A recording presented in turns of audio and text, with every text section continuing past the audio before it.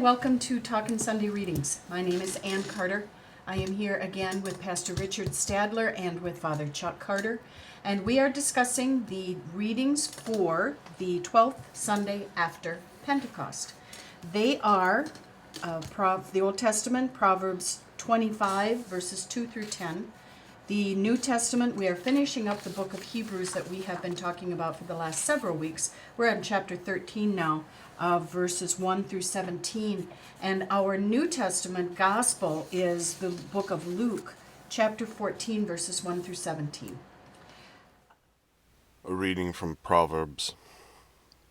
It is the glory of God to conceal a matter. To search out a matter is the glory of kings. As the heavens are high and the earth is deep, so the hearts of kings are unsearchable. Remove the dross from the silver, and a silversmith can produce a vessel.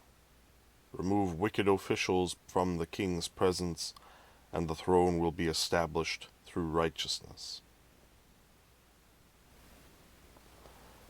Do not exalt yourself in the king's presence, and do not claim a place among his great men.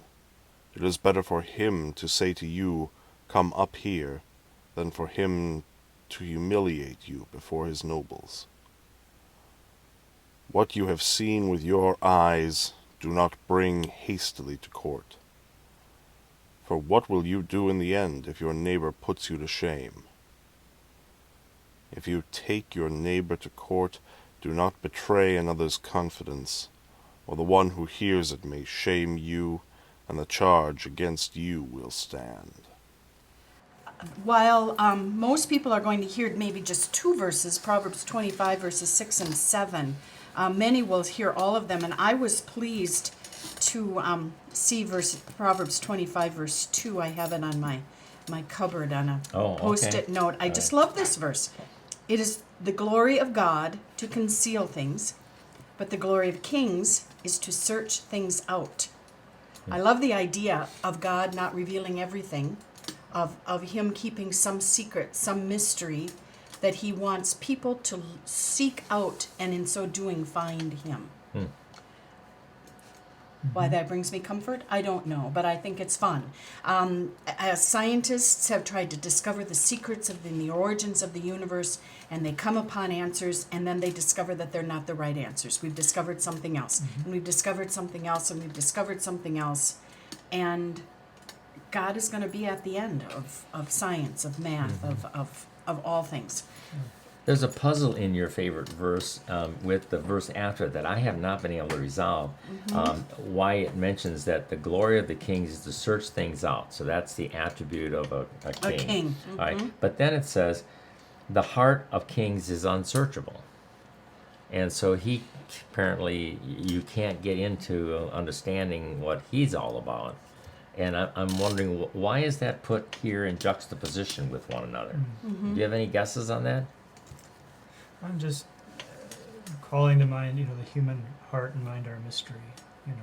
That comes to mind as but no, beyond that, I don't know. I'm coming up at a loss. Well, maybe that reinforces what's said in the first part of the verse, that heavens for height and earth for depth, those are unattainable, okay? And so similarly, the heart of a king, or maybe it's using him as a metaphor for everybody. The understanding the human heart is a mystery to us. As no matter how much we get to know from all the sciences about humans, there is still some dark, deep secrets. Yeah. The mysteries of the universe are mirrored by the mysteries of human nature itself. That's right. Yeah. There's actually a lot of theological reflection that's developed as a result of that.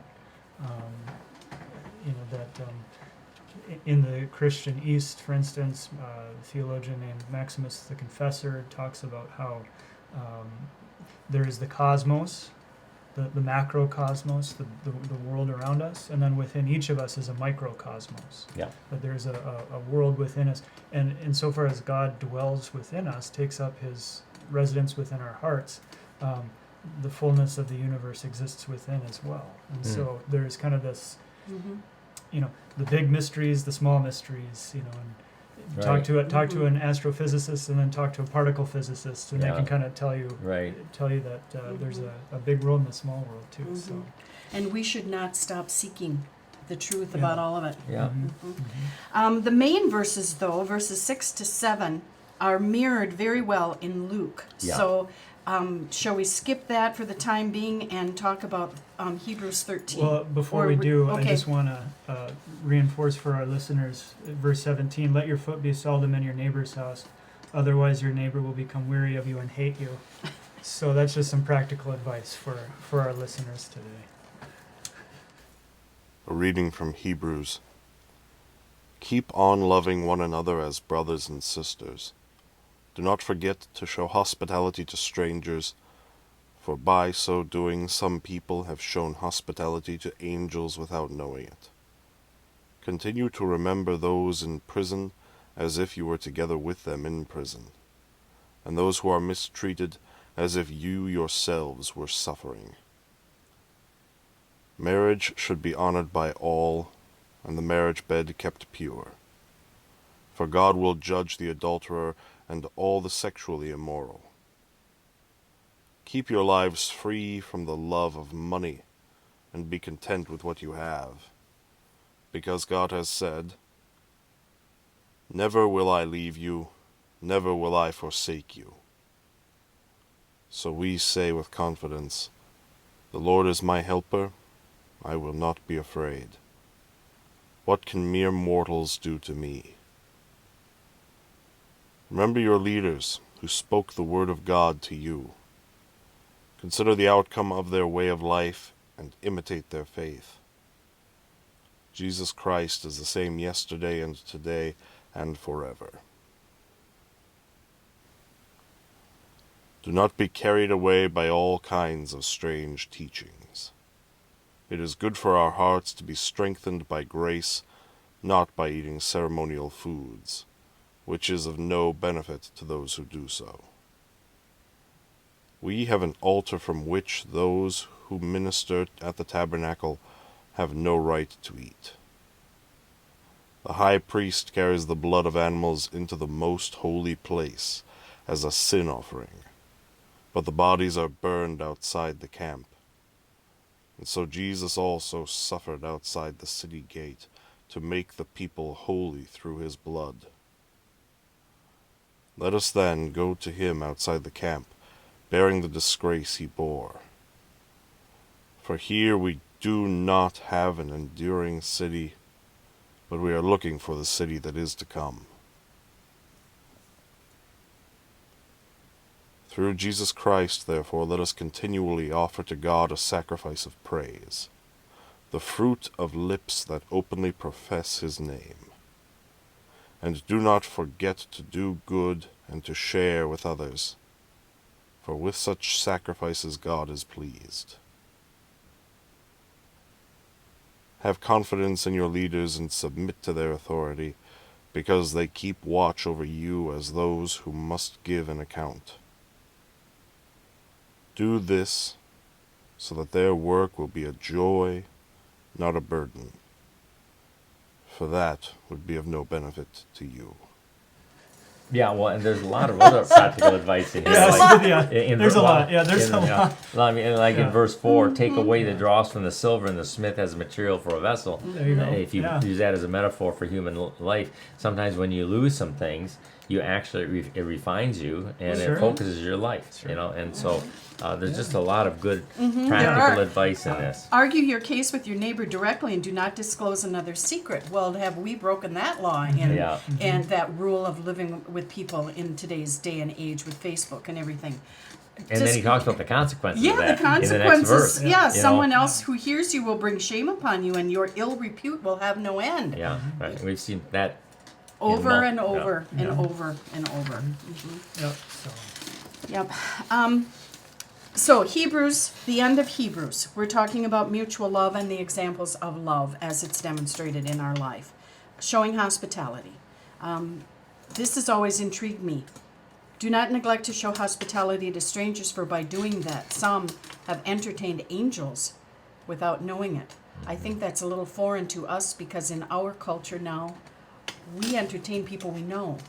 Not so much in the Stranger. old days of people Right. coming into town and you bring them in and you offer them a meal. Yeah. We've lost that, with car culture. Yeah. We have automobiles, and it's something that's been lost over time, I think. And I think just the fear Yeah, of a lot of people absolutely. that they don't want to make their family vulnerable to Mhm. someone who is unscrupulous and untrustworthy. Mhm. But in the ancient world, hospitality was a very prime ingredient for a worthwhile life. And when we made our trip to Israel, we saw, for instance, the houses at Capernaum. Yeah, They were all very tight. tight, and you could probably listen in to your neighbor next door Yeah. and Mhm. figure out what's going on. So a very different world. Who do you think he's referring to when he talks about somebody who entertained angels unawares? You think he's talking about Abraham when the three men came to Sure. him that appeared to be angels, and Lot That's one, when he yeah. takes into his home in Sodom, Mhm. this angel. What this is telling us, incidentally, is that they weren't maybe aware that these were angels at the time. I've always kind of assumed that they recognized this eventually, but maybe not at the time that they were dealing with them. It was Yeah. only in hindsight that they saw with 20/20 vision. Yeah, Yeah. yeah, Yeah. yeah. And Abraham goes all out and he prepares the the fatted calf for him and all of that. They spare no expense in their hospitality. So how do we? What kind of hospitality do we show? Yeah, and also remember those who are in prison as though you were in prison with them. That's also something that I don't know anybody personally in prison, so it's a little. I have to remember to think outside my box. Yeah. That there are people out there, especially who are suffering for Christianity in other countries, who are doing it very. Well, Anonymously, almost. Anonymously, yes. Yeah, but we've got some information about some of the people who have been incarcerated, and there may be people in prison today who are there unjustly, Unjustly. because human justice isn't always 100% perfect.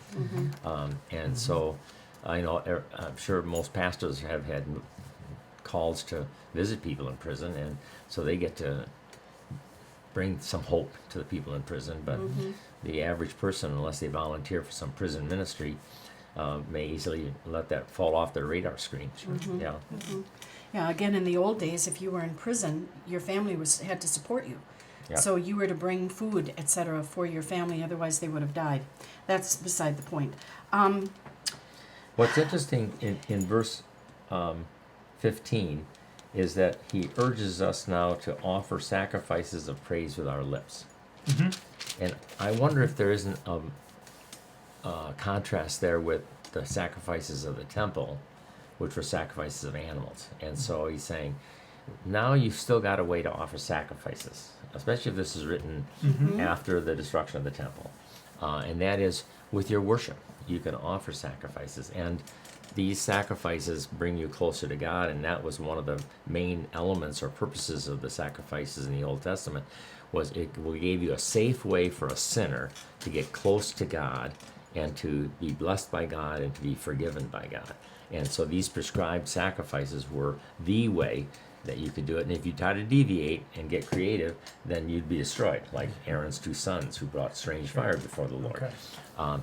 And so now we have a chance to draw near to God with our singing, with our prayers, with our worship, and so forth.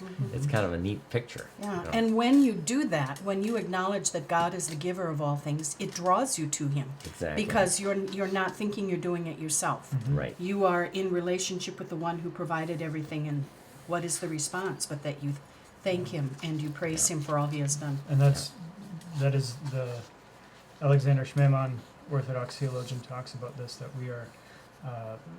we are priests of the world. We are offering the world back to God as a sacrifice, and through praise, through thanksgiving. And then in verse 16, do not neglect to do good and to share what you have, for such sacrifices are pleasing to God. And the motivation for this is in the previous verse 12, where Jesus offered Himself outside the Yeah. gate, and now we, Yeah. if we are called upon to suffer for Him, are also going to join him in suffering, but we still have everything that he's gained for us outside the gate. Yeah. Yeah, that And, is- and even that, to your earlier point, kind of outside the gate, it's not quite the prescribed sort of sacrifice that you would offer in the temple. Right. It's outside, but as he compares that with another sacrifice that was made outside the city, I think he says Oh, the that sin before. offering. The sin offering. Yeah. It's sort of the necessary sacrifice that sort of makes the rest of it possible. That's And- right. And that's what Jesus does for us. That makes everything that we do in our lives an offering and sacrifice to God. Exactly. So, The Holy Gospel according to Luke. One Sabbath, when Jesus went to eat in the house of a prominent Pharisee, he was being carefully watched. There in front of him was a man suffering from abnormal swelling of his body. Jesus asked the Pharisees and experts in the law, "Is it lawful to heal on the Sabbath or not?" But they remained silent. So, taking hold of the man, he healed him and sent him on his way. Then he asked them, "If one of you has a child or an ox that falls into a well on the Sabbath day, will you not immediately pull it out?" And they had nothing to say. When he noticed how the guests picked the places of honor at the table, he told them this parable. When someone invites you to a wedding feast, do not take the place of honor, for a person more distinguished than you may have been invited. If so, the host who invited both of you will come and say to you, "Give this person your seat." Then, humiliated, you will have to take the least important place. But when you are invited, take the lowest place, so that when your host comes, he will say to you, "Friend, move up to a better place." Then you will be honored in the presence of all the other guests. For all those who exalt themselves will be humbled, and those who humble themselves will be exalted. Then Jesus said to his host, "When you give a luncheon or dinner, do not invite your friends, your brothers, your sisters, your relatives, or your rich neighbors. If you do, they may invite you back, and so you will be repaid. But when you give a banquet, invite the poor, the crippled, the lame, the blind, and you will be blessed. Although they cannot repay you, you will be repaid at the resurrection of the righteous." Our gospel, which is Luke, contains a couple of stories. And the first one is another challenge to Sabbath day observance, in which, in this time, Jesus is going to have dinner at a Pharisee's house. And on the way, he sees someone with dropsy. Now, of course, I had to look up dropsy because I didn't know what it was. The definition that I found was that it was an abnormal swelling of the body. So it was very apparent that there was something wrong with him. That's my take on it. So when Jesus said to him, and took him and healed him, everybody knew that what had been done. Right. But first, before Jesus does that, he doesn't ask permission. He just challenges them all. So what do you think? Should I do this or not? Is it lawful to cure people? And they're silent. they're silent. They couldn't do anything. So then Jesus gets into the house, and they all sit down, and then he has to give them a little warning that correlates directly to our Proverbs 25, verses 6 and 7. Mm-hmm. He says, don't take the top place. Right. Don't sit up there looking to get attention, because you may get displaced. Yeah. The host may come and say, you're not important enough, so take a lower seat. Mm-hmm. Yeah. And then in verse 11 is the kind of the summary statement. Everyone who exalts himself will be humbled, and he who humbles himself will be exalted. And that's what he urges us to follow. Yeah. Before leaving the healing on the Sabbath, I think some Christians have a misguided understanding of Judaism and think that it's all one kind of Judaism at the time of Jesus, and therefore all the Jews believed that it was wrong to heal on the Sabbath. And that's not exactly true to the documentation that we have. There were some Jews who came up with a tradition of the fathers that said, if somebody's life is in danger, then you're obligated to save their life, even though that means breaking the Sabbath rule. And so I think Jesus is kind of appealing to that when he says, which of you having a son or ox that has fallen into a well won't pull him out, which is violation of work. And so I think he's assuming that that was the practice in that day. And so that may be an incidental affirmation that Judaism was a lot more complex than sometimes we simplistically try to make it look. And that everything that the Jews did wasn't necessarily work righteous and involved meritorious good works. That some of their understanding was compassionate and some of it was very merciful. And I think Jesus may be alluding to that. Here. Well, in any religion at any time, I think we're all trying to figure out how to do it right. Well, and no religion can be summarized with a bumper sticker. No. I mean, who could describe all of Christianity Yeah. with all the denominations we have, And with all the nationalities, and and all the with all the teachings that we cultures. have, all baptism, Lord's Supper, and so forth. And so we have to be careful about that with regard to Judaism. Yeah. But now, get back to your banquet in the last illustration. I mean, that obviously is a drawing upon the Proverbs. Jesus has to have Proverbs in mind when he uses this, don't you think? Oh, absolutely. Yeah, the parallel is Yeah. very close, and I think like a good rabbi, he's reminding the people there what they've probably already heard from Proverbs, but and he does this in conjunction with these healings and this verse, I think these last few verses, 12 through 15 or 14. It's not about necessarily being exalted in the eyes of the world. What is this exaltation that they can expect or can experience?